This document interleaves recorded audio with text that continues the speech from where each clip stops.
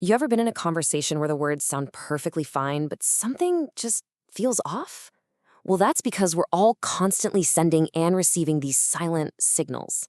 Today, we're unlocking the secrets of body language, that unspoken dialogue that, believe it or not, shapes pretty much every single interaction we have. So let's just dive right in and start tuning into that silent broadcast that's happening all around us all the time. And get ready for this number because it's a big one. According to researchers Alan and Barbara Pease, up to 90% of all our communication is nonverbal. Yeah, you heard that right, 90%. That means the vast majority of what we're saying has absolutely nothing to do with the words coming out of our mouths. It's all about the silent broadcast of our real feelings and intentions. And when you think about it, this makes perfect sense. Body language is our original primal form of communication. I mean, long before we had words for friend or danger, we had gestures, posture, facial expressions.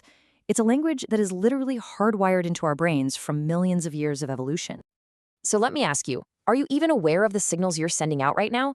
There was this one experiment where people couldn't even recognize their own bodies in a mirror. That's just how unconscious this stuff is for most of us. So what story is your posture telling while you're sitting here listening to this? Kind of makes you think, right? Okay, so before we start trying to decode everybody around us, we need a framework. Because if you misinterpret a single gesture, you can create some huge misunderstandings. So we're going to start with the 3 golden rules for reading body language accurately. Think of this as your basic toolkit. You got to have it.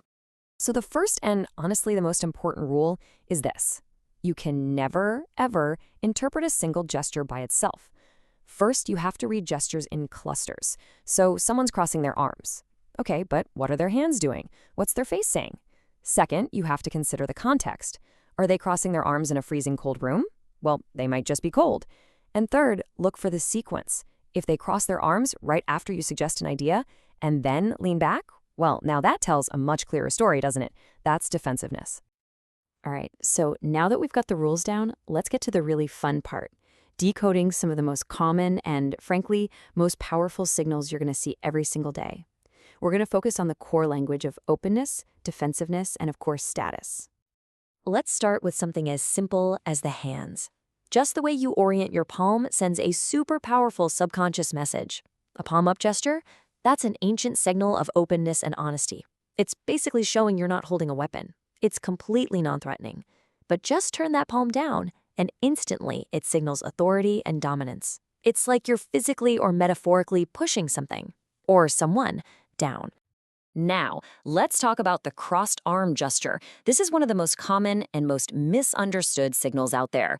It is a universal signal of being defensive or feeling negative. And even if you say, oh, I'm just comfortable, we all say that, right? Research shows that other people will still see it as you being closed off.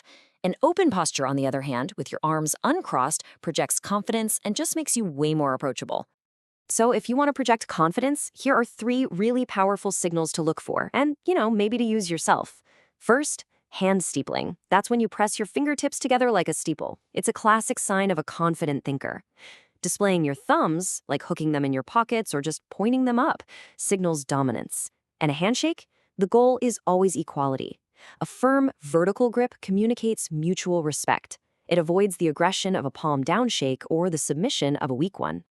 Okay, so we've talked about hands and arms, which, we can control to some degree. But what about the part of our body that just leaks the most truth?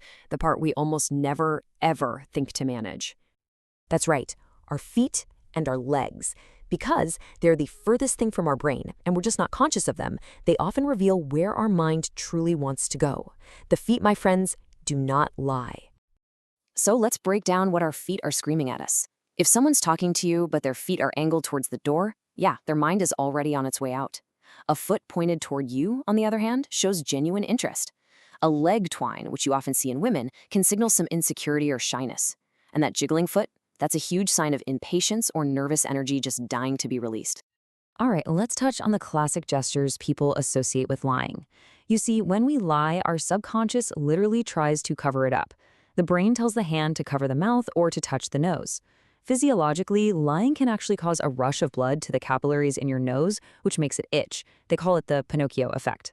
Now, remember, these aren't proof of a lie, but they are definitely red flags that something is making that person uncomfortable. Okay, now for a really, really critical warning. While a lot of these signals are universal, body language is not a universal language. Assuming a gesture means the same thing everywhere, well, that can lead to some very awkward or even seriously offensive situations. Just take the simple okay gesture. In the US, it means all good, no problem. In Japan, it means money. In France, it can mean you are worth zero. And in some parts of the world, it's a deeply offensive sexual insult.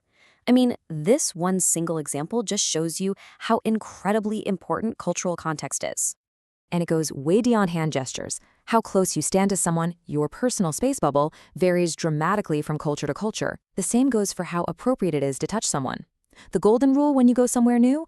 Just observe first and then act second. So you've learned the rules, you've learned the key signals, what now? Well, this knowledge is so much more than a cool party trick.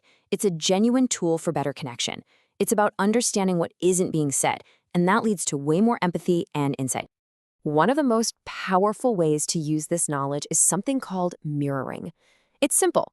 People like people who are like them. By subtly matching someone's posture or their gestures, you create this subconscious bond. You're basically telling their brain, hey, I'm with you, I get you. It is an incredibly effective way to build rapport and trust fast. But a huge word of caution here.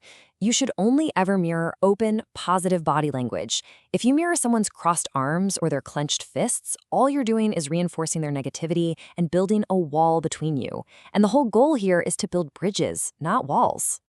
Okay, so let's just do a quick recap of the key takeaways. First, always read gestures in clusters and consider the context. Use open postures to build trust and pay close attention to the feet. They're the most honest part of the body. Always be mindful of cultural differences. And finally, use that mirroring technique wisely to build instant rapport. Look, this was never about becoming a human lie detector. It's about developing a much deeper level of perception. So the real question to leave you with is this. Now that you can see the silent signals all around you, how will you use this new awareness not just to see more, but to actually listen and connect on a much, much deeper level?